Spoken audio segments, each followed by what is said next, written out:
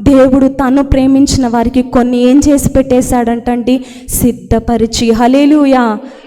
తన్ను ప్రేమించిన వారికి ఏం చేశాడంటండి దేవుడు, కొన్ని సిద్ధపరిచి. చెప్దామా, ఏం చేసి పెట్టాడంట, సిద్ధపరిచేశాడంటండి, ప్రిపేర్ చేసి పెట్టేశాడంట. ఆల్రెడీ మన కొరకు ఈ బిడ్డకు పలానది నేను ఇవ్వాలి, ఈ కుమార్తెకి ఇది ఇవ్వాలి, నా కుమారుడికి ఇది ఇవ్వాలి, నా బిడ్డలకి ఇది ఇవ్వాలని ప్రతి ఒక్కరికి, దేవుణ్ణి ప్రేమించే ప్రతి బిడ్డకు దేవుడు కొన్ని వాటిని దేవుడు సిద్ధపరిచేశాడంట.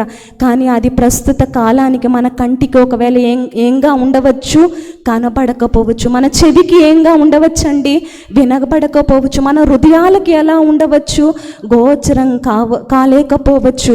కంటికి కనబడలేదు అని, చెవికి వినబడలేదు అని, హృదయానికి గోచరం కాలేదు అని, అది జరగదేమో, అది లేదేమో, అవ్వదేమో అని మన నేత్రములతో మనం చూస్తే అది ఎప్పటికీ మనకు కనపడదండి. అయితే మనకు ఉండవలసిన విశ్వాసమే తెలుసా, దేవుడు ప్రతి ఒక్కరు నా జీవితంలో, నా బ్రతుకులో, నా జీవితంలో దేవుడు నా కొరకు కొన్ని ఏం చేసి పెట్టేశాడు, సిద్ధపరిచేశాడు. ఆ సిద్ధపరిచినవి ఏ మనుష్యుడు కూడా మన ఎదుట నుంచి ఏం చేయలేడండి, దొంగలించలేడు.